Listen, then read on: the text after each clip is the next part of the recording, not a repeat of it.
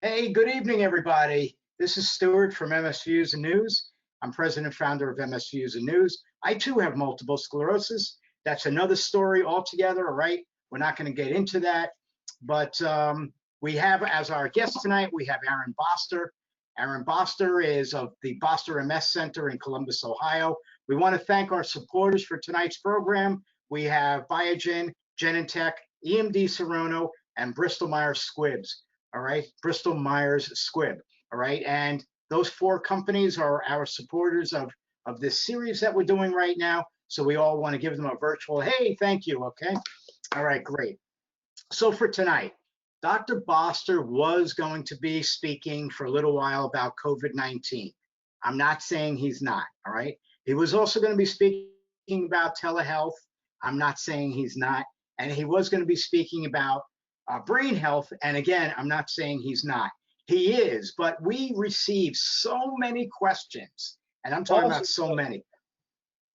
We received over 150 questions, all right? And there's just no way for him to speak for a half hour and then for us to have to do all these questions as well. Plus, for all of you that are on with us right now, if you did not send in a question ahead of time, and if you want to type something out in the question box that's right online, right here, it should be on the right side of your screen, all right?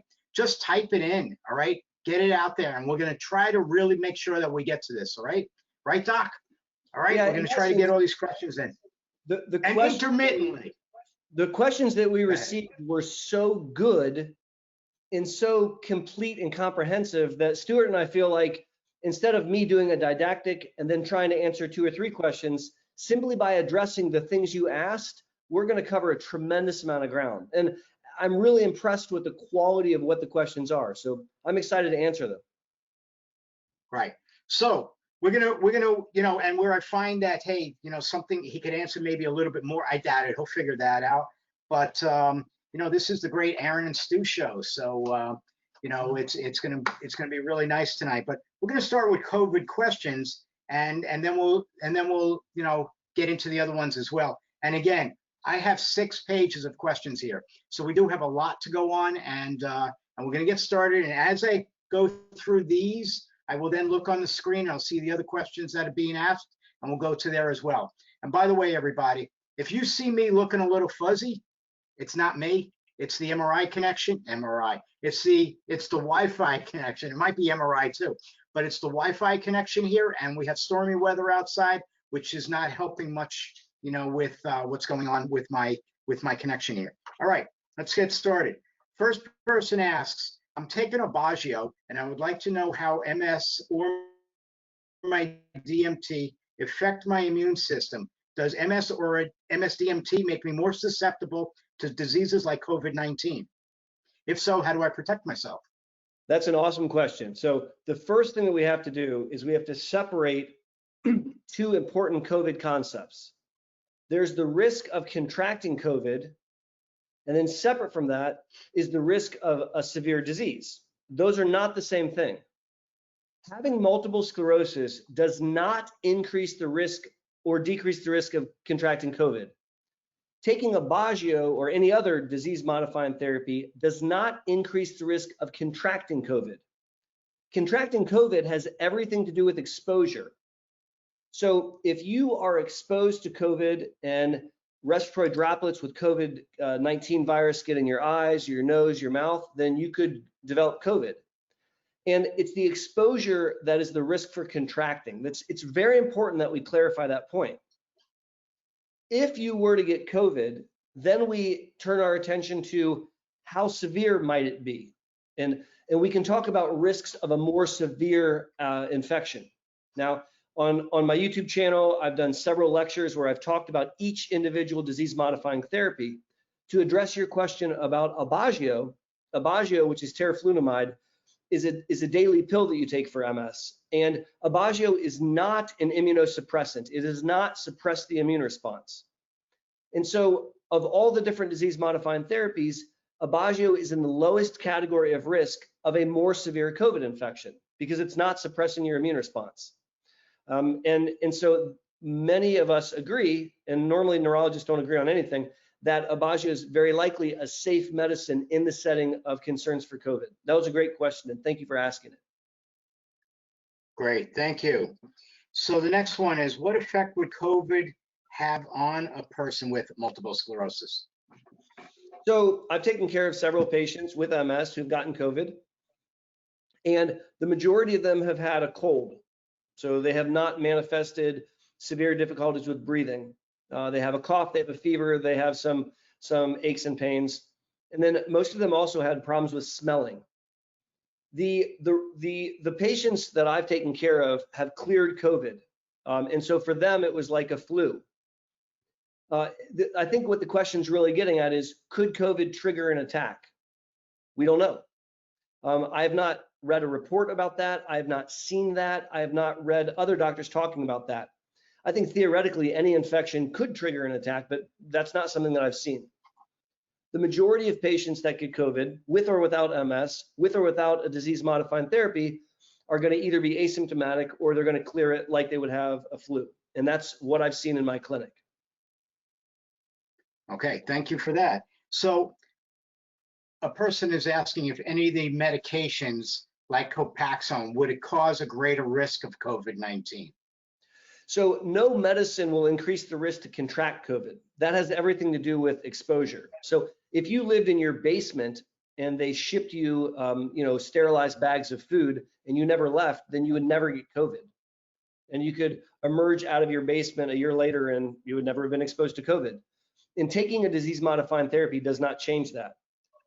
Specifically, as it relates to Copaxone, Copaxone is a drug that does not suppress the immune response at all.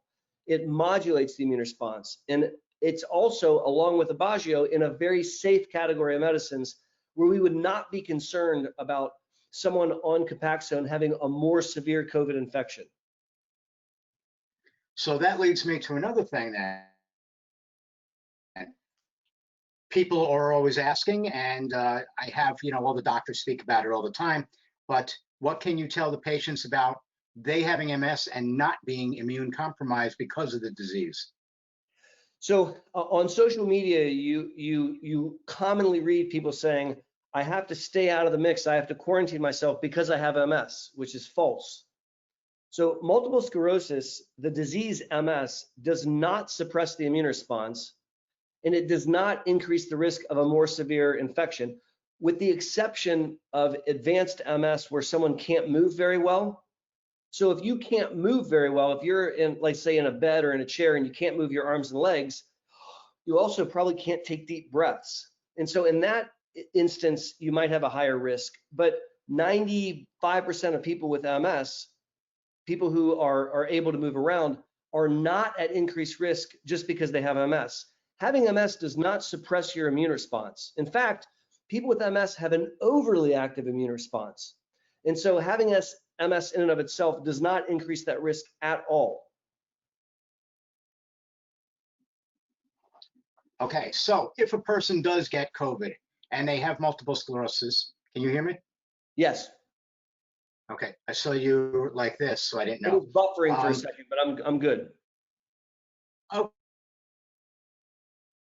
Okay. So if they get COVID and they have MS, will it make any of their symptoms other than the breathing more or stronger? Stu, I wasn't able to hear you. It was kind of choppy. I'm sorry. Can you ask that again? Uh-oh. Well, I'm sorry too. It's just thunder that's going on above me. Will a person with multiple sclerosis, if they get COVID, other than breathing could possibly being worse, or any of their other symptoms, can they get worse? So that's a great question. If you have COVID, Did you not hear me? Your symptoms. Okay. So logically, the answer is it could, because anytime my patient has an infection, including a flu, including another virus, we can see an uptick in baseline symptoms. I'll share with you that I have not seen that in the patients I've treated who developed COVID. That's not been their own experience, but that doesn't mean that it couldn't be the experience. And so anytime my patient's infected, it's possible that they could have an increase of their baseline symptoms. Okay, great. Thank you for that. All right, next one. Hopefully you can hear me. So a person wants to know if there's any increase for them or being worse by using a medication such as Ocrevus.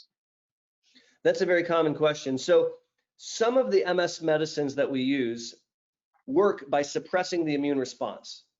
And in March, we had a lot of concerns, theoretical concerns, that suppressing the immune response would increase the severity of a COVID infection if you contracted it. And you used the example of the medicine Ocrevus or ocrelizumab, which suppresses the immune response by knocking down B cells. And so many of us hypothesized that taking Ocrevus might be a mild to moderate increase of risk and severity.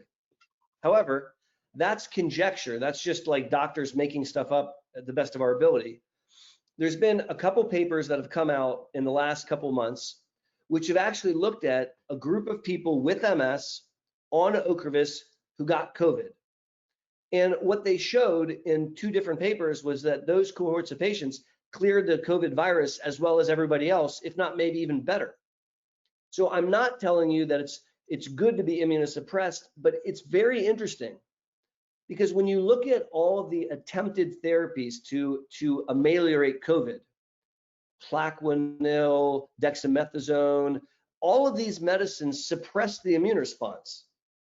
And when you think about the severe version of COVID, where people have respiratory compromise and they need to be intubated because of something called ARDS, acute respiratory distress syndrome, which is where the immune system is overly active. And so the idea is if we suppress the immune system a bit, we might fare better. The reason I bring that up is it's possible that a low level of immunosuppression is actually beneficial, and we just don't know that yet.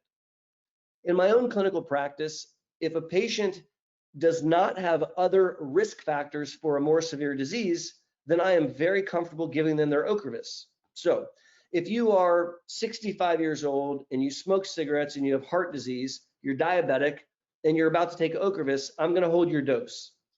But if you are a 29-year-old who doesn't have asthma and is a non-smoker and otherwise very healthy, I'm going to give you your Ocrevus. And I think that it's challenging to make blanket rules. I think instead we have to think of individuals considering their own individual risk benefit and then making that decision with them in sort of a combined group decision. Okay, great. So staying with Ocrevus for a moment, a person wants to know how long they might have to be off the drug before receiving a vaccine when a vaccine does become available. You need to be off the drug 0 time. So let me explain to you. We did a clinical trial that I participated in called the Valici trial, where we took people with relapsing MS, we gave them Ocrevus, and then a little bit later, we immunized them. So we gave them immunizations. And then we looked and saw how the immunizations took.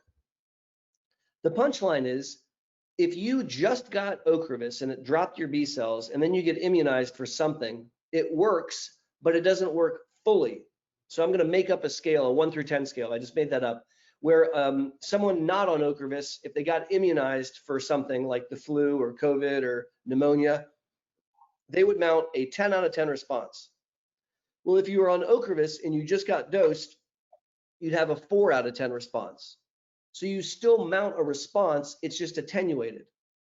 So if I learned anything from when Ocrevus was first launched, and I like my patients to get a flu vaccine every year, early on, Stu, I would hold the Ocrevus dose to make sure I could give them the flu vaccine.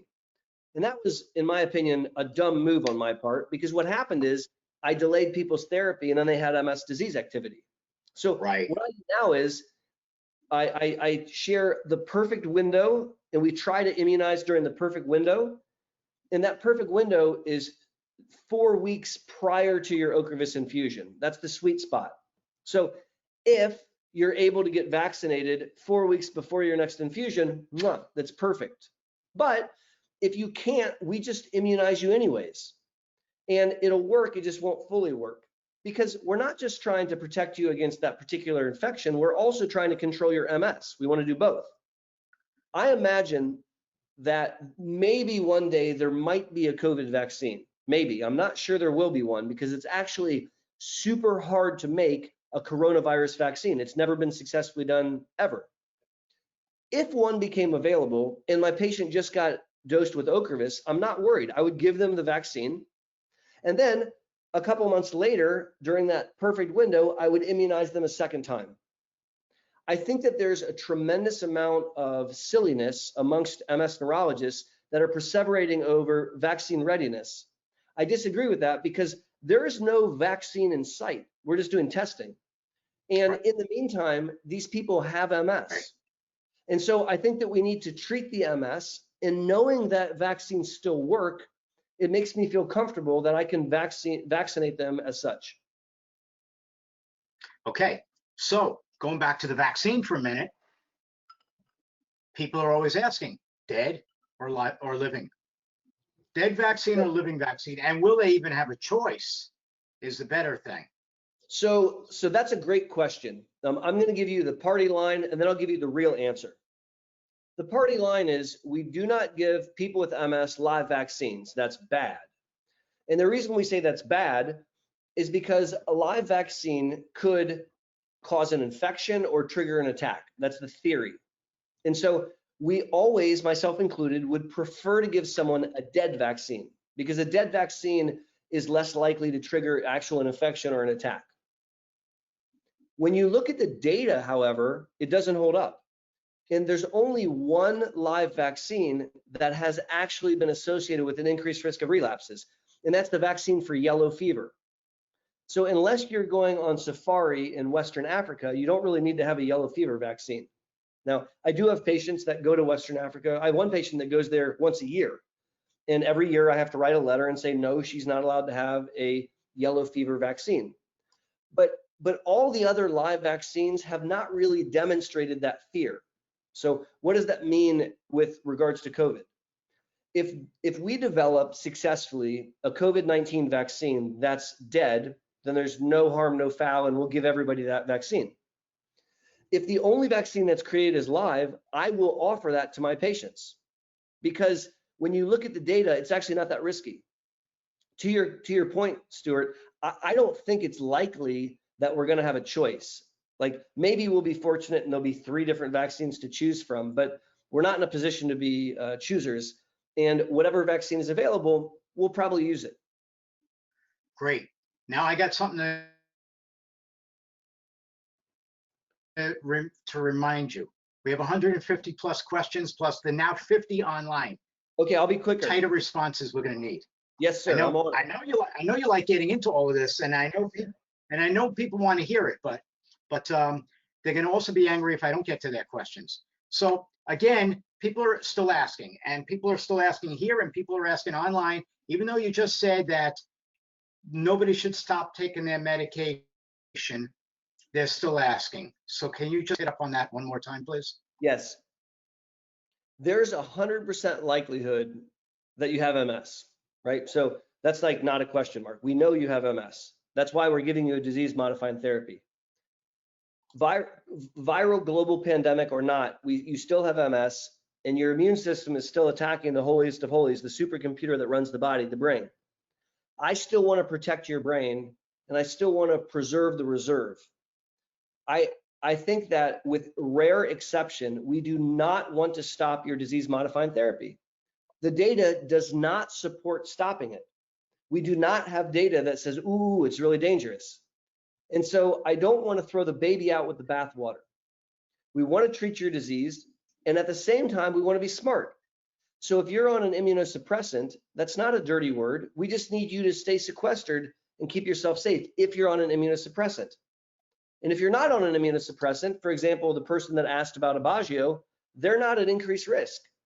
And so let's not throw the baby out with the bathwater. Let's not forget why we treat your MS. Great, thank you. All right, so a lot of people are asking with COVID right now, and they do need to see a physical therapist, or they do need to see their dentist, or they do need to see their eye doctor, or they do many different things to do with different practitioners. Should they, are they, whatever, should they see their doctor? Should they delay? how long, this could go on for a long time. So I Correct. need a root canal too, but I need to see somebody soon. So I think that we have to think critically about what's kind of optional and elective and what's not so optional and what's not so elective, right? And if there's an option to do something at a distance, to do something at home, to not have to venture out into the world, that's preferential. And I'll give you an example of physical therapy. I am a huge advocate of physical therapy, right? I recommend physical therapy very readily to my patients. And right now, many patients appropriately do not want to go to a outpatient physical therapy site where there's a bunch of therapists and a bunch of people and they're all in close proximity. And so we have used home health physical therapy a lot since March. I have sent more physical therapists wearing PPE, sanitizing their hands, entering into someone's home and delivering PT routinely. That's worked very well for us. I've done that with speech therapy. I've done that with occupational therapy. I've done that with other forms of physical therapy. And that way we're minimizing the exposure of that human, right? Because you can control the cleanliness of your home. You can control how they come in. You can make sure that they're wearing the appropriate garb and then they leave and then you can clean. Sometimes that's available, sometimes it's not. So another example is getting your MS infusion. So someone on Tysabri is benefiting from taking their MS medicine, but they can't miss it, right? And we don't do Tysabri at home, not safely. And so they need to go into an infusion center, right? That's an example where it's not really elective, where you really need to go do that. And if you have questions about whether you should have something done or not, that is an appropriate question for your doctor. Almost every clinic visit that I have, most of which are telemedicine, I'm asked, hey, I need to have this done. Is that safe? And then we talk about it. So if it's elective, if it could wait, maybe we wait. If it's not elective, then I think we need to do it. And an example of a root canal, at some point, that's a risk of a bigger infection. We're going to have to yank your tooth, and we're going to have to go to a dentist. Great, thank you. What about going to the gym? So I don't think that's the best idea right now. What about giving blood? So for example, what about giving blood? What about giving blood? So let's do the gym first. The gym, I would try to come up with ways of exercising outside the gym, because I don't want you huffing and puffing next to somebody who's also huffing and puffing, and we don't know how that's going to go. It's interesting that some exercise classes, for example, they separate everyone out, and they have taped on the floor, and so you're more safe in that regard. As far as giving blood, I mean, giving blood is a beautiful, wonderful thing to do. And so anyone that's listening that gives blood, I want to thank you for that. Is it safe to give blood? I think it depends on the location. Would I tell you not to go to the American Red Cross? No, I wouldn't tell you that. But I think we have to be thoughtful. If you're immunosuppressed and your counts are really low, maybe you wait a couple months to give blood. If you are otherwise healthy and you feel safe going into the blood place, do that. Right, thank you. All right, next.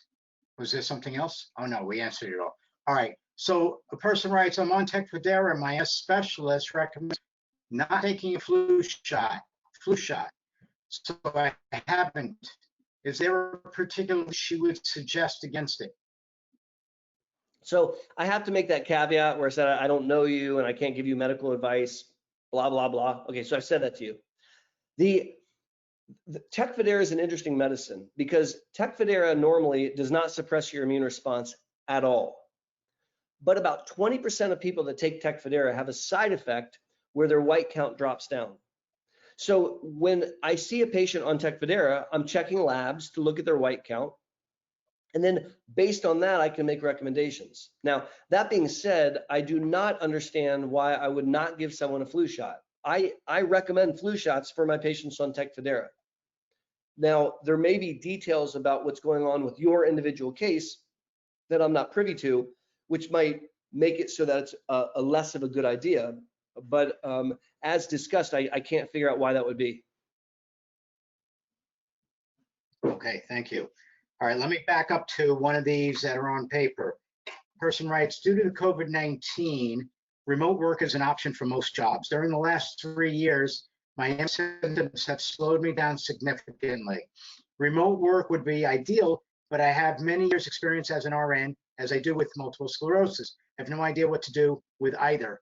Do you have a suggestion?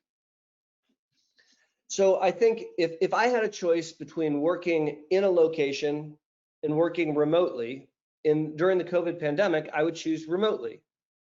And if I had risks of a more severe COVID infection, I was over 60, I had heart disease, I had lung disease, I was a smoker, or I was immunosuppressed, then I would particularly want to choose the option to work remotely. Now, I have many patients I take care of where that's simply not an option, and they're not able to. And then we've had a lot of informed discussions about workarounds or adaptations at work. I'll give you an example of a nurse that I take care of who under normal circumstances would work on a med-surg floor and be exposed to all the COVID cases. Her immune system is suppressed because of medicines that were given her. And she wants to continue to work. And so she talked to her department, and what they did was really cool. She's working as the unit clerk. So she's doing her job, she's at the hospital, but she's not involved in direct patient care. And that was an excellent workaround for her, so she can still earn a wage, she can still contribute, she can still participate, but she's de-risked the situation by working in that type of job. Okay. Next. What's the best way to keep the mind active without having the ability to socially engage in person with others? Is there a substitute to having in-person conversation with others at the required distance? That's a really good question. And Stu, at the beginning of this pandemic, you and I had several discussions, which we published on our respective channels, talking about exactly that. I think that it's challenging to be sequestered, and it's socially isolating, which is a really big issue in MS, because people impacted by MS are at risk of social isolation anyways. And so I think that we have to be creative. So let's throw out 3 options for things that we could do to help combat that. Number 1, everyone on this call has some device that allows them to log on the internet. Otherwise, they wouldn't be listening to us. You can use your smartphone or you can use your computer to FaceTime, Zoom, chat. You can do some type of video interaction with a loved one. And I routinely give my patients the following homework exercise. I ask them once a day to video chat a friend or a loved one. And I don't take, the phone doesn't count. I want a video chat where you can see them.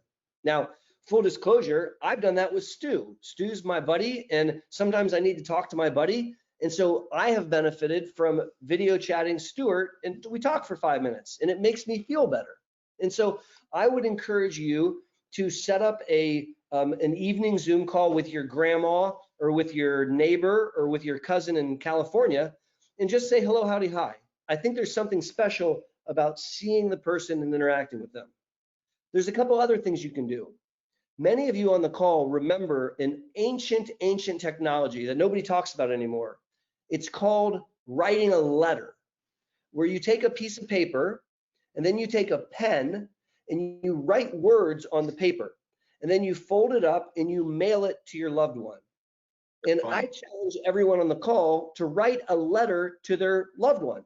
I mean, it is a beautiful expression, and writing a letter is very different than writing an email. And it's very different than a telephone call. And so as a second tip, I double dog dare you to write a loved one an email, not just for your benefit, but they're going to feel amazing when they get a piece of correspondence and they open it up and say, oh my God, they wrote a letter. And then they're going to read the letter and they're going to write you back. And so that's something that I think that you can do. A third thing that you can do is you can have a social interaction at a distance. I'll give you an example. My parents are in their 70s and they're taking COVID very seriously, as they should. And so they are sequestering themselves, but they miss my kids. I'm not sure they miss me as much as they miss my kids, but that's a separate conversation. And so they want to see the children. And so there's been times where we have gone on a walk where they walk 8 feet away from my kids. Everyone's wearing masks. and they walk along in parallel and they can talk and they can interact. Now, is that the same thing as sitting in close proximity? No. Is it awesome? Yes. And so it's not that you can't be around people, you just can't be really, really close. And so you can still have that social interaction. So those are 3 tips that I would encourage you to try out. Video chat a loved one once a day, write someone a letter, and have a social interaction outside at a distance. Great. Fabulous. So what do you do? What do you say to all these people that are getting, I mean, it's like everywhere, depressed? All right. So there's a lot of depression coming on. There's a lot of people, unfortunately, that have committed suicide. There are a lot of people that are living with people who are depressed. And what do we do? What do we say? How do we get them to do more? How do we get them not to stay so focused on the unknowns? So, Stu, you're 100% correct. I spend my day helping people impacted by MS. And I can tell you with great certainty that depression has skyrocketed to a level I've never seen in 15 years of being, a practicing MS neurologist. It's a pandemic in and of itself. So let's come up with 4 things that you can do to help depression, right? So we'll come up with 4 things that we can do to help depression. Number 1 is exercise. Exercise has been proven to help depression. And if you can't go to your gym because your gym's not open, you can walk. Go outside, put a mask on and walk, and make sure you're walking fast enough that you can't carry on a casual conversation. Exercise is extremely helpful. Number 2, talk therapy.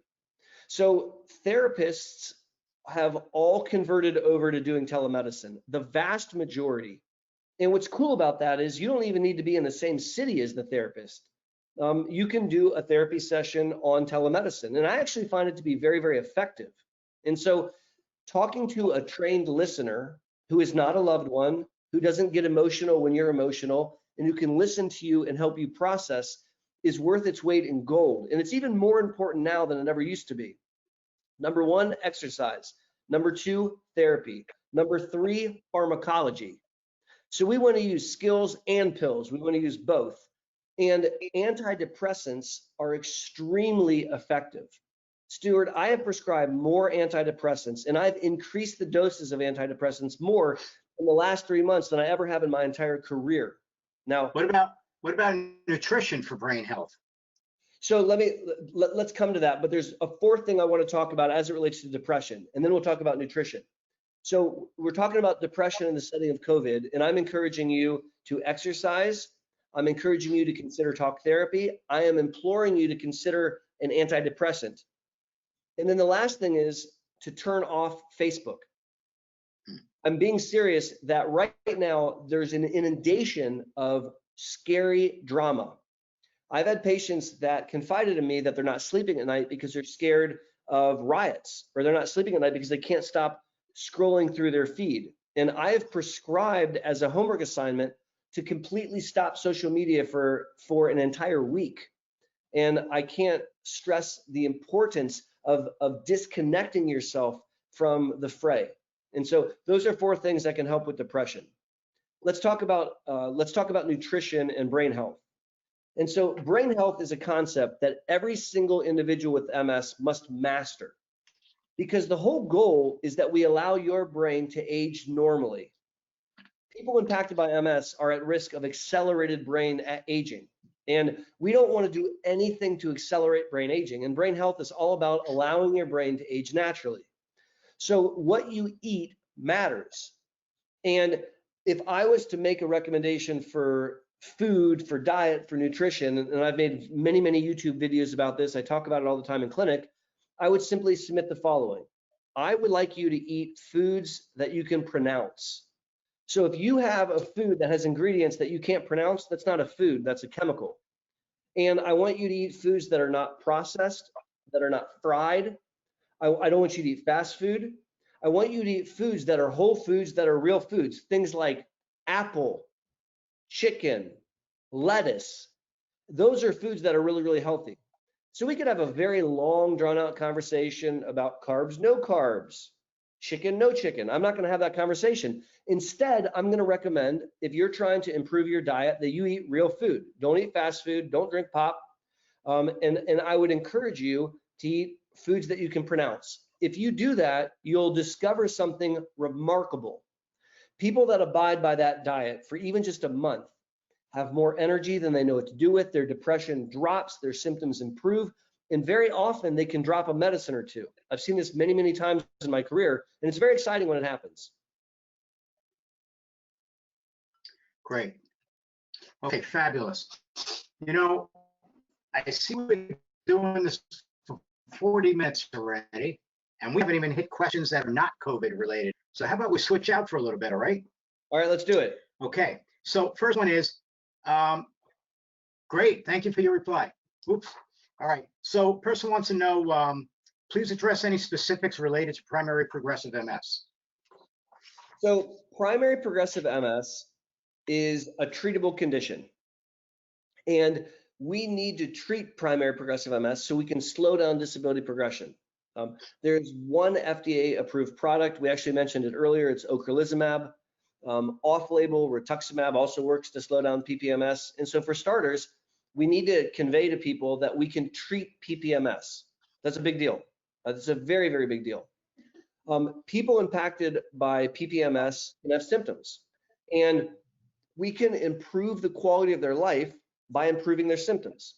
I'll give you a quick example in an effort at speaking quickly. I saw a gentleman today who has PPMS, and he's never gone on a therapy, and he has severe spasticity and bladder and erectile dysfunction and difficulties with energy levels and thinking and memory. And today, we put forth a plan to address every single one of those things. We're working on his energy, we're working on his cognition, we're working on his spasticity, we're improving his bladder, and we will improve his sexual function because that's very, very important. PPMS is not a diagnosis and adios the way that people thought about it a decade ago. PPMS is a very, very treatable disease. And the goal in PPMS is to slow progression of disability. And that is a reality in 2020. Thank you. Next one. This is a long one. Now, I'm going to ask you first, can we go longer than another 20 minutes? Yep. How much longer? Until my wife tells me I have to stop. Keep going. Okay, then we're in trouble then, because she comes out with a shotgun, everybody. I've been there, I've seen it. All right, I was diagnosed with relapse remitting MS in 1998 and now unable to walk. My neurologist said I started getting worse when I was diagnosed with the JC virus in 2016 and stopped the Tysabri. Even though my MRIs have not changed over the years, my disability has progressed significantly. Why? That is a very enlightened question. At the risk of sounding self-aggrandizing, not this past Monday, but 2 Mondays ago, I answered that question in a video on my YouTube channel. And the answer lies with the acronym PIRA, P-I-R-A, Progression Independent from Relapse Activity. So for starters, I would go to my YouTube channel, type Aaron Boster into YouTube, and look at not this week's video, but last week's video, and I spend 10 minutes answering that question. In a quick nutshell, I'll give you an analogy that'll explain. Let's pretend that I had a shotgun, boom, and I blew a hole in that wall behind me. So now there's a big hole there. And then let's pretend that I don't patch it. I just leave it there, and it's kind of a conversational piece. Hey, remember when I blew a hole in that wall? Well, I live in a 120-year-old home. It's an old home. And let's fast forward 50 years. So 50 years from now, the house is older, all the material of the house is older. Which wall in this room falls first? The one that's been structurally damaged with the hole in it. So when you have PPMS diagnosed in 1998, and you have disease activity, you have attacks, you have new spots on your MRI, those areas are brain damage. They've been damaged, and your body recovered as best it could, but the structural damage is still there. You can see it on the MRI. And as your brain ages, those areas can wear out. And that's the underpinnings of progression. And so you can have progression completely independent from new disease activity. That's actually very common, and it's extremely important to understand that. This is not a disease that's about relapse, no relapse, new spot, no spot. It's much more complicated than that. And I would recommend that you check out that YouTube video on PIRA, progression independent from relapse activity. Great, thank you. The person writes, is there a risk or reward trade-off work to get a flu shot this year when we can possibly be exposed to COVID while at the provider's office or at a pharmacy giving flu shots? So yes, everything is a risk benefit, and leaving your house during a viral pandemic is a risk benefit. Would I recommend it? Yes, I would recommend that you get a flu shot. Is there a smart way to do it? Yeah. So going at a low traffic hour, like first thing in the morning if you're able to, or the very last person of the day, where you're going to be around less people, is a good idea. I would not go to a CVS or some other pharmacy if they weren't making everyone wear a mask. I wouldn't go there unless everyone was forced to be 6 feet apart. You want to choose an environment that has opted to have safe measures. And most pharmacies and doctor offices are really good at that. So I do think it's relevant. Should you wear a mask? Yes. Should you wash your hands? Yes. Should you go in and go out? Yes. Would I still get a flu shot? Yes, I would. Great. So another thing that I want to add to this, and I've been in and out of a few different doctors' offices since the beginning of this pandemic. Most of the doctors are not loading up their waiting rooms like they once did. Everything is scheduled out a lot better. And I have found that I might be in a waiting room by myself, okay, knowing that they already took somebody in, I'm there, all right? Maybe as I'm going in, another person is then coming into the waiting room, or they have you waiting outside in the hallway or in your own car, and they text you when it's time for you to come in. So you Correct. may want to check with your doctor's office about this as well. Okay. That's exactly right. And Stu, what we're doing in our office, people are scheduled at a distance. When they come in, we make sure they're masked and we check their temperature. And then we immediately put them into an exam room so that nobody's like lingering. And then we wash down all the chairs. We have sanitary wipes and we wash everything down. For our infusion patients, they have a separate entrance to come into infusion, and we take them directly into an infusion room where there's a door that we close. And when they're done with the infusion, we literally scrub down the room. And so sometimes patients say, hey, doc, do you have any other people here today? Which is funny because I have people in all kinds of different rooms, but we're not letting them interact with one another. And I think that's very, very important. Great. Thank you for that. All right. Next, what are the better ways to battle or fight cog fog? So cog fog or cognitive fatigue is one of the most common symptoms in MS, and it's one of the leading causes of loss of work in MS. So Stuart, let me ask you to give me a number 1 through 10. Are you going to remember? I'm going to try. 7. 7. All right, this is 8. Hold on one second. 7, I got it. All right, so we're going to do 7 things that can improve cog fog, and I'll cheat and I'll just hold up fingers so I don't forget. Number 1 is to take a disease-modifying therapy, because there's excellent evidence in clinical trials that patients on therapy have better mentation than those that are not. So taking a DMT matters. Number 2, make sure you're sleeping. I'm talking about 8 hours of proper sleep. Most red-blooded Americans aren't getting adequate sleep. Their sleep is interrupted because they're waking up to go to the bathroom, or they're having spasms, or they have restless leg, and they're only giving themselves 4 to 5 hours. So get enough sleep. Number 3, exercise is part of your lifestyle. I mentioned this earlier. Exercising improves thinking and memory. It's a really, really big deal. Number 4, treat depression. People that have depression have what's called pseudo dementia, where they have difficulty with thinking and memory, but it's not because of a primary cognitive problem, it's because of the depression. And when you treat the depression, their thinking and memory gets better, right?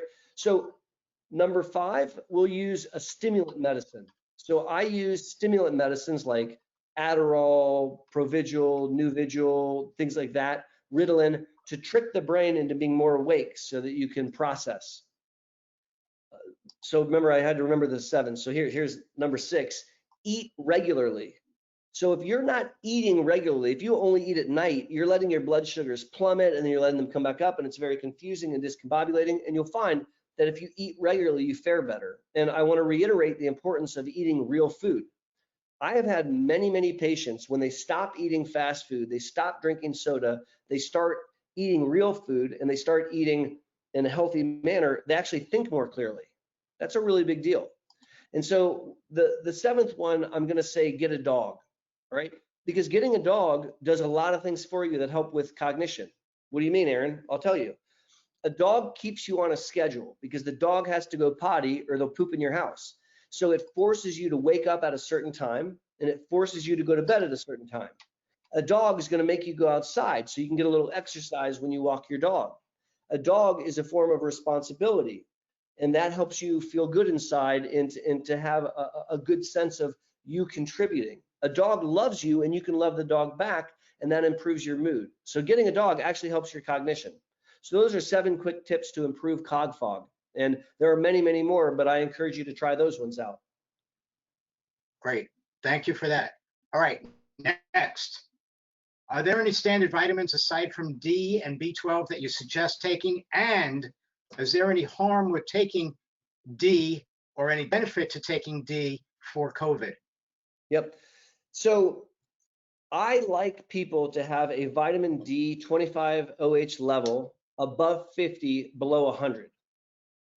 So I want your level of vitamin D above 50, but below 100. And how do I do that? Well, first of all, I draw a lab and I check your level. And then I give you supplemental D3 because D3 is better absorbed than D2. And I drive your level up above 50, below 100. And it's my strong opinion that that slows down many factors involved in MS. So I think that's good stuff. I don't recommend that people take other vitamins and minerals beyond D and beyond a multivitamin unless they have a deficiency. So I don't think that you need ultra high doses of C or you need ultra high doses of B12 unless you're deficient. I also remind people that if you adhere to a real food, whole food diet, and you're eating things that have lots of different colors and you're eating vegetables, you're getting a lot of vitamins in and of themselves. Now, there was a separate question that you asked about whether or not vitamin D helps with COVID. And I'm going to give you the legit scientific answer. We don't know. There's been a couple studies that have tried to figure it out. The quality of the studies are very, very poor. And the answer is we don't know. But I do know that it helps MS. And I have no evidence that it'll hurt you in the setting of COVID. And so I want you to take your vitamin D, please. Great. I need a really, really short answer on this next question. A yes or a no? No. Oh, I have to hear the question. Go ahead. You didn't want to say that yet. All right. So is there a way, a couple of people have written, is there a way to schedule a telehealth visit with you from another state? Yes. Thank you. So next question. reach out to school or message us. Right. Exactly. All right. All right. So the next thing is, let's bounce back again to the COVID questions. My understanding is that people with MS have an immune system that is sky high. So because of that, is it less likely that we would get COVID? We don't know the answer, but we know it's not more likely that you get COVID. In order to answer that question, we need massive, massive epidemiologic studies that are not being done. But again, I want to reiterate that you're not at increased risk, and you might be at decreased risk, but we don't know. Great. Next one. Any suggestions for a person with foot drop? Yes. To address foot drop, I would start with a physical therapist. A physical therapist can help retrain to pull that foot up, if this is your foot, to pull that up.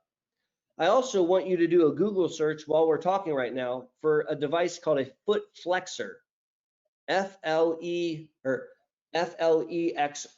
Now, I don't have any financial relationship with this company, but there's this device that's about $20 called a foot flexor. And it's a Velcro band around your ankle with a bungee cord that goes to the top of your shoe and pulls your foot up. And you can put it on any shoe that has laces, and it'll help prevent foot drop. Another device is called an ankle foot orthosis, and those are oftentimes available in prosthetic shops. And that's a kind of like an L-shaped insert you put in your shoe. So there's many, many different ways of addressing foot drop. Another way, which is rather expensive but works amazing, is an electrical device called a Biogen. My point here is you don't have to just live with a foot drop. There's lots of ways of addressing it. We just named 4. And there's also walk aid. Yeah, That's 5. yeah, Biogen, a walk aid. Those are both Right. electrical devices that pull the foot up. You can pull it up because you have a foot orthosis, or you can pull it up because you're using a foot flexor.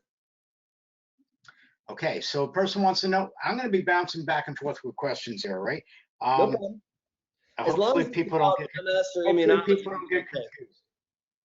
All right, so what is the difference between PPMS and SPMS? And let's add another one, active SPMS.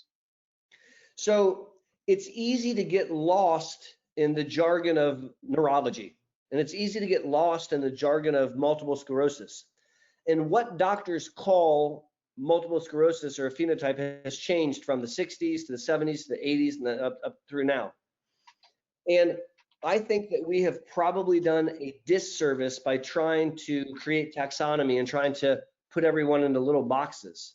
And I think in doing so, we've created the haves and the have-nots of people that should be treated and people that should not. An example is that primary progressive MS is a treatable diagnosis, but there are people that I've met in this era that didn't know that, because 10, 15 years ago, they were told there's nothing we can do, and they never followed up with a doctor.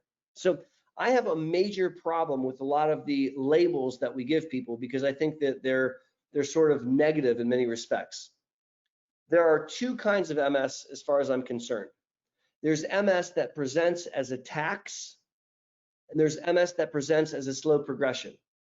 And those two diseases, those phenotypes, have more similar than they do different. And we know that we can treat both. So I would like to settle on the idea that you have MS, and I would like to pay attention to if you're having worsening, if you're having attacks, if your exam is changing, if your MRI is changing. And I don't get too caught up anymore in the details of what we want to call it this year. It's a good question, but I really think that if we think about MS as MS, we fare much better long-term. Great. So moving on to another question real quick. What are your thoughts on stopping a DMT if you're over 65? So in case there are children on the call, I won't use swear words, but I think that's freaking crazy. So I think that there is a second global viral pandemic impacting only neurologists who have this crazy idea in their head that it's okay to be ageist. And if you've made it to 65 or 55, then we don't need to treat you anymore, which is BS. So as long as you still have an immune system, it's still attacking your brain and spinal cord. And as long as you have neurological functions that you like, things like swallowing, seeing, reading, moving, then I want to maintain those functions. Now, if you reach the 6th decade of life, statistically, you're less likely to have an attack, but statistically, you're less likely to rebound from that attack. And so keeping a disease-modifying therapy on board takes on a different meaning, but it's still very relevant. Moreover, the disease-modifying therapies, particularly the newer drugs, can slow progression independent from relapses. And so we look at, today we've talked a couple times about Ocuvis, so I'll use that as an example. Ocrelizumab in primary progressive MS has been shown to maintain hand function. It's been shown to maintain cognition. It's been shown to slow brain volume loss. And I do not accept that if you've lived to be age of 65, then it's okay to get worse. I have a lot of 65, 75, even 85-year-old patients that are very spry. They're very active. They want to do things. They're working. I saw a guy, Stu, earlier this week, and he's in his 70s, and he owns and manages a bakery. This guy wakes up like at 3 in the morning and is in his bakery working. He saw me in the afternoon. He had worked a full day in his 70s. So is it okay to deny that guy therapy because he's reached a certain age? No, it's not. I vehemently disagree with this ageist nonsense that we should stop therapy because someone reached a certain age. I'm not okay with that. Great. So takes me to the next question, and then we got to bounce around again. We have so many questions here. We could probably go to 10 o'clock at night, but I know we cannot because your wife would not be happy.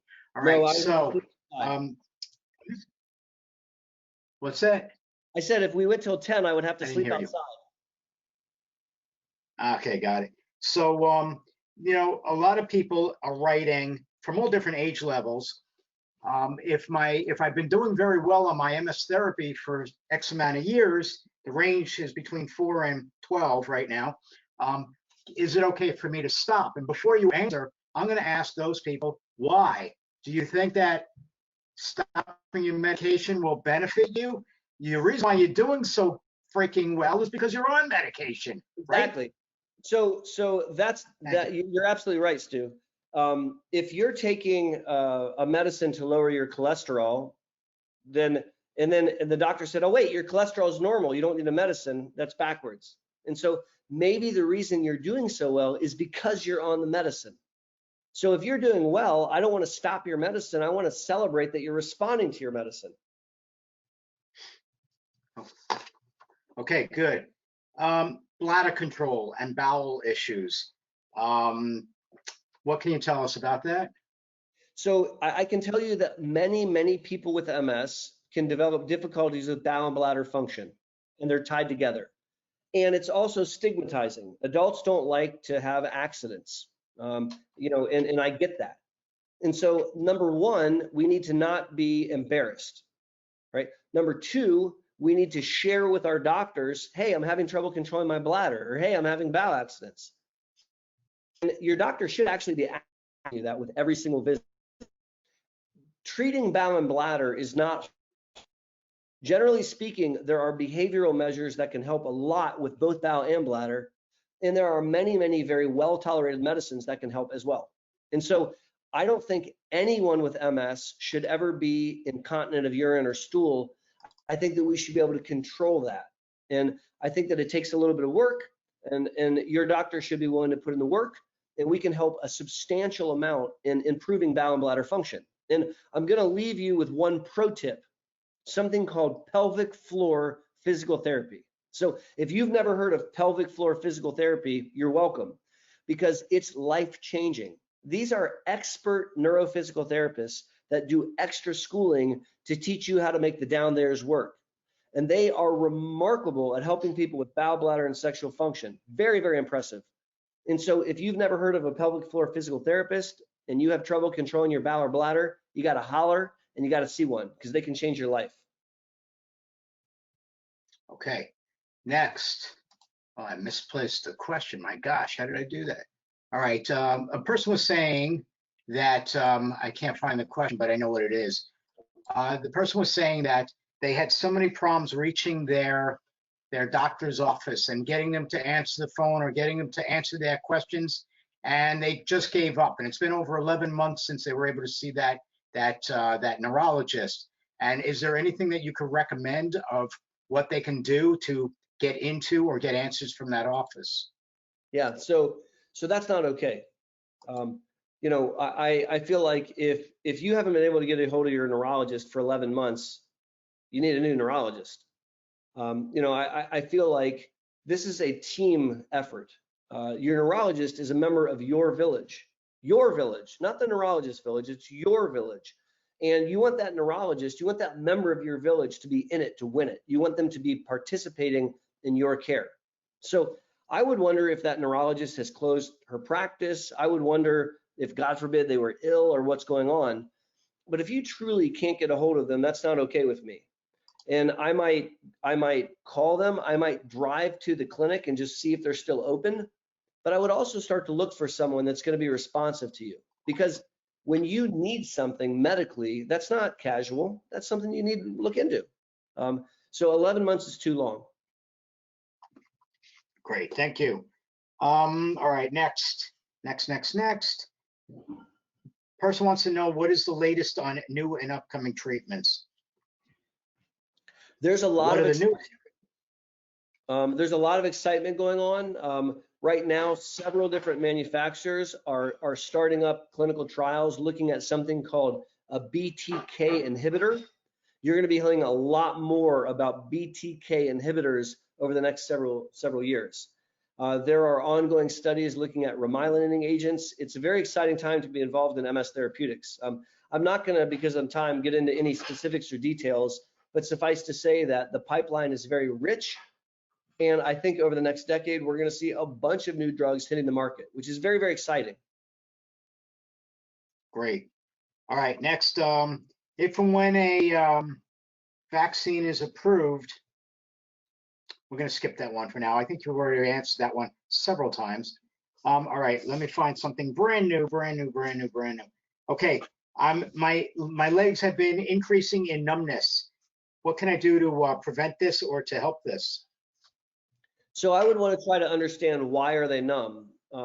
If you haven't had spinal cord imaging of the cervical and thoracic spinal cord, then I would start there. You can have numbness because of not MS. So you can have numbness because of a nutritional deficiency, a thyroid problem, a B12 deficiency. You can have numbness because of a separate process. And so I think doing some laboratories to screen for common causes of numbness is appropriate. I think that we have to dig in and do some diagnostic testing to get to the bottom of what might be causing the numbness. Once we identify what's driving the numbness, then it opens up the opportunity to treat. Now, we have medicines that can help with numb. Now, they're not as good as the medicines that help with pain, but they can work. And so we can try neuropathic pain medicines to minimize the numbness. Thank you. Let's talk about social distancing again. I think that, people are asking how best for an MS patient to not stay so isolated, if they're able to get out, if they're able to do things, if they keep up with the social distancing and hand washing, are they better off than others, is what's being asked. So I think the answer is the same if you have MS or don't have MS. I think the answer is, it's not that you can't see other human beings, it's that you can't be in close proximity where they can spit on you. And so I think if you want to see your bestie, do it, but the safest way to do it is to wear a mask and to be distanced from one another, and you can still see your bestie. So you don't have to be completely isolated, living in your basement with the lights off. You can be engaged as long as you're being smart about how you're engaging. Okay. Next person says that her medication is lowering his or her, I don't know if it's a her, their immune response. And can you talk to us anything about immunosuppressant medications? So MS at its essence is an overly active immune response. It's kind of hyped up. And so suppressing the immune response is a very effective way of managing an autoimmune condition. The risk benefit of immunosuppression is increased risk of infection. And so it's a risk benefit. One of the ways that we can manage that is to use a suppressive agent to manage MS, and then choose behaviors to limit exposure to infections, which is what we've been talking about tonight. So if you took an immunosuppressant and then you weren't around a bunch of people that were ill, it would be okay. And there are situations where today in my clinic, where we have chosen to take an immunosuppressant because their MS demanded it and needed it. And then we spent the rest of the time focusing on how we can keep them safe during that event. Great. All right, next, for those that are doing aquatherapy, is it safe for them to go to a public pool, or should they go to a pool and then go home and go into their pool or go into a shower? I think that hanging around groups of people today is a really bad idea. So it's August 2020, and there's a global viral pandemic, and I do not think that hanging out in a public pool with a lot of people is the best option. Now, you can come up with variations on that theme where there's a private pool and there's no one in it and they have lots of chlorine or something like that. But right now, it's a challenge to be in large groups. And it's a challenge to be in large groups where you don't have control over who's coming in and who's leaving, or how serious they're taking this. There are Americans that, for reasons that escape me, don't want to wear a mask, or they don't want to wash their hands, or they don't want to be distanced. And I need to not be around those Americans. Great. Biomarkers, is there anything coming out that will tell a patient what kind of medication they should be using? That's a good question. So I started to shake my hand because I get very, very excited about some of the new biomarkers, not to tell you about the medicine, but to tell you about the disease. And I was going to shout out neurofilament light chain, because neurofilament light chain will very soon be a blood test available to draw in a laboratory to tell us the degree of activity of our immune response. We do not yet have the all-seeing, all-knowing, all-dancing biomarker that will tell us ahead of time if you're going to respond to a given therapy. I always think about that amazing fictional doctor, Bones McCoy, in Star Trek, and he had a tricorder, and he would, damn it, Jim, they have multiple sclerosis. You know, and he would be able to figure it out just by, you know, scanning a person with a handheld device, and that doesn't exist yet. And so I think more to come. I think that what we will see in the very near future is a biomarker to tell us if you're responding to a therapy, not telling you which therapy to pick, but you start a therapy, and then by following the neurofilament light chain, we're going to be able to determine you're not responding or you are responding. And I think that's technology which will hit the market within the next 5 years. Okay. Next, person writes, I'm stable on Copaxone, but I've had more lesions in the last 17 years while being on Copaxone. I went from having 3 scattered, no new symptoms, but yet having this many more lesions. What can be said about that? You're not stable. So the fact that you think you're stable is a fallacy because you're developing brain damage. Now, you haven't manifested clinical symptoms of brain damage yet, but you can see it on the MRI. New spots on your MRI mean the exact same thing as an attack. It's breakthrough disease activity. So if you're taking a disease-modifying therapy, Copaxone or some other word, and you're developing new spots, that's not okay, and we need to move on to a better therapy. Great. All right, so people want to know if they should be wearing gloves at this time. You know, I don't think they mean winter gloves either. yeah. So I actually don't recommend that non-medical personnel wear gloves because it turns out there's a lot to do about how you put on a glove and how you take off a glove. And you might find this funny, but when I was in med school, they literally taught us how to wear gloves. Like we had classes on putting gloves on and taking them off. It sounds silly, but it's actually relevant. I would rather you use hand sanitizer or you wash your hands properly than you wear gloves. Now that's just my opinion. It doesn't make me right, it just makes me opinionated. But I would not endorse wearing gloves. I would endorse proper hand sanitizing. If you got COVID on your hand and you don't touch your face, it doesn't matter. And if you have COVID on your hand and then you sanitize your hand, you'll kill the COVID. And so it's not that it can't touch your skin because it can't penetrate your skin. It's if it gets in the mucosa of your mouth or your nose or your eyes. And so by sanitizing or washing your hands, we can mitigate that risk. Okay, thank you. So there's a person on here, I think from the Middle East, and I do want to ask this question for her because it's the middle of the night. All right, Okay. so let's get this question asked. On top of the COVID, I'm in a crisis and can't sleep. So I've had my old symptom activated and my eyes are blurry. Everyone is saying it's okay because you have a problem, but I'm so concerned. Should I get steroid? I think that's the word that he or she is using. And if so, for COVID. So what I if I get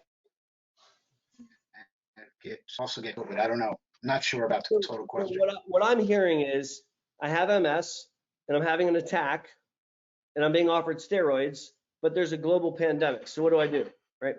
And I can share with you that I have treated many, many attacks over the last couple months. Like 50, like I've treated a bunch.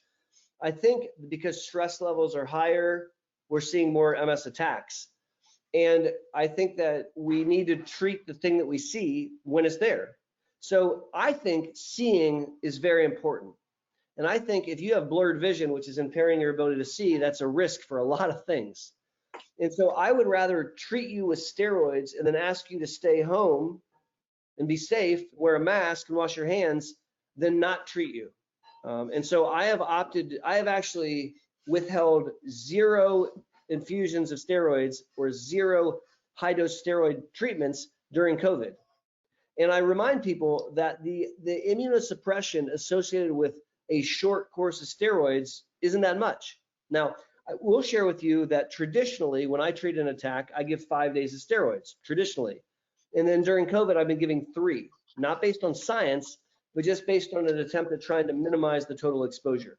So I don't know the individual case, I don't know the details, but I think the better part of valor is to treat the thing that needs treated, and then to be safe to minimize the risk of infection.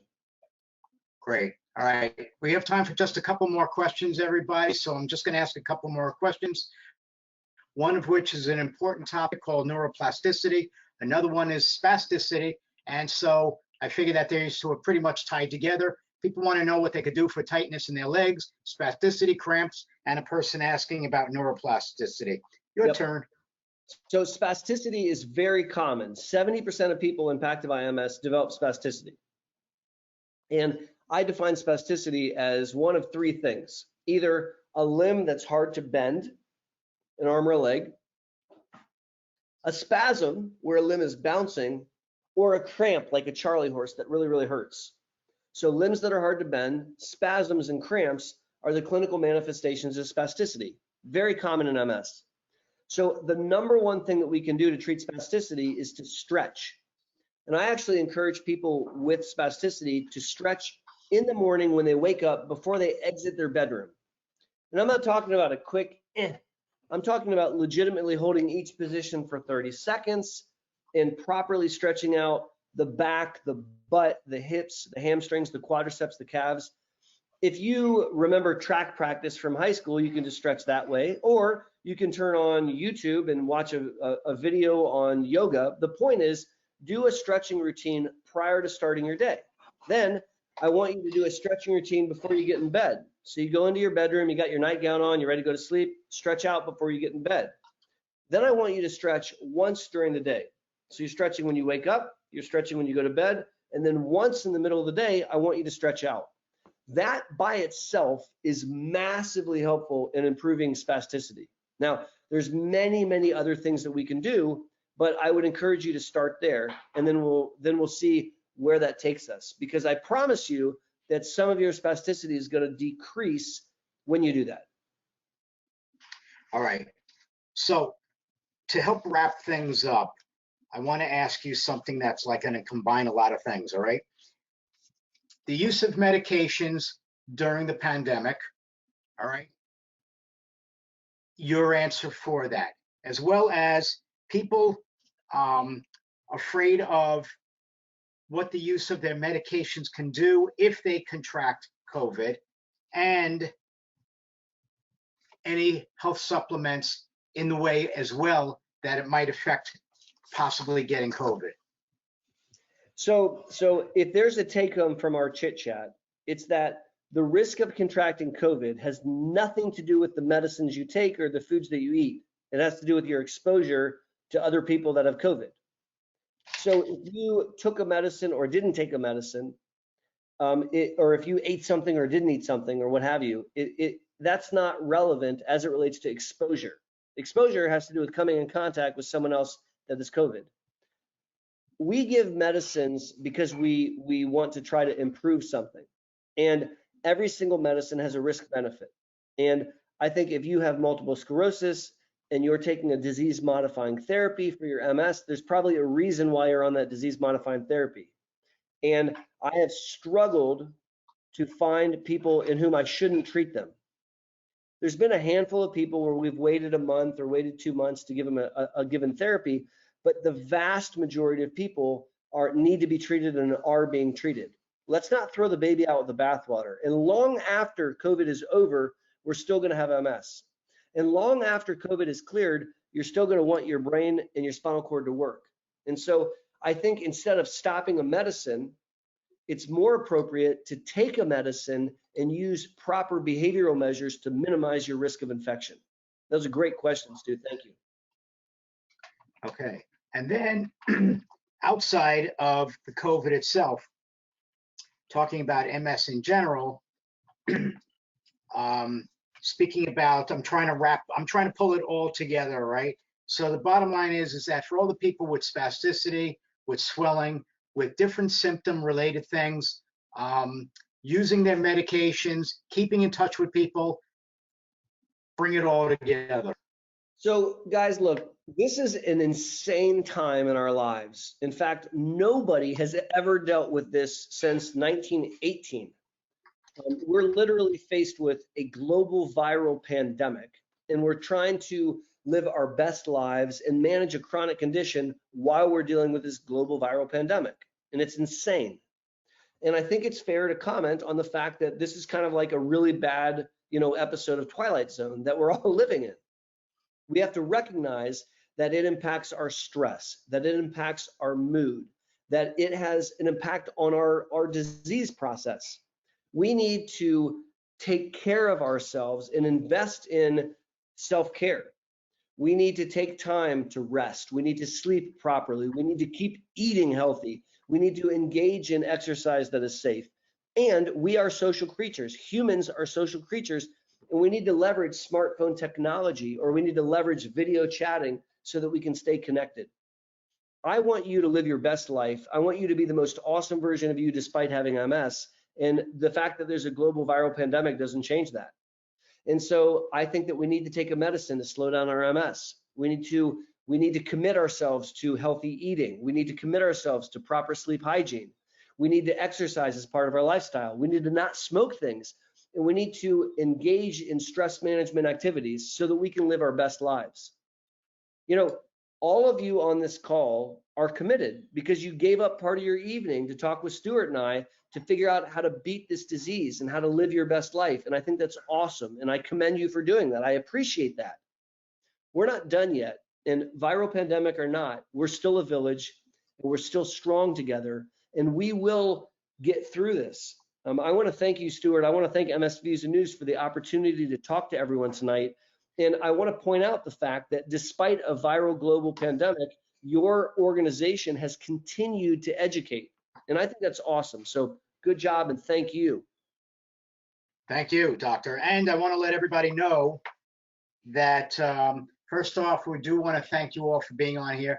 We started with almost 150 people. Okay, yeah, it's dwindled a little bit, but we're still over 100 people. And I do want to thank everybody that are on here for your questions. I'm sorry we could not get to them all specifically, but so many of them were so much so like something else that was answered that I didn't want to hit on that when we had so many others. If anybody has any questions that you want me to address to Dr. Boster directly, send me an email, okay? You have my email address. You get emails all the time. All right, send an email to me. I'll try to gather a few of them at a time. I will send it off to Dr. Boster. He'll respond, okay? And I'll get it back to you in due time. If you want to get in touch with him directly, you're going to have to call his office. But for that information, you're going to have to send me an email as well, and I'll get you his phone number for, not his number, but his office number, all right? And you'll call his office and you'll set something up, all right? And if you want to know anything more about what MS Views and News is doing and our schedule, which is really, really intense with these kinds of webinars almost every other week.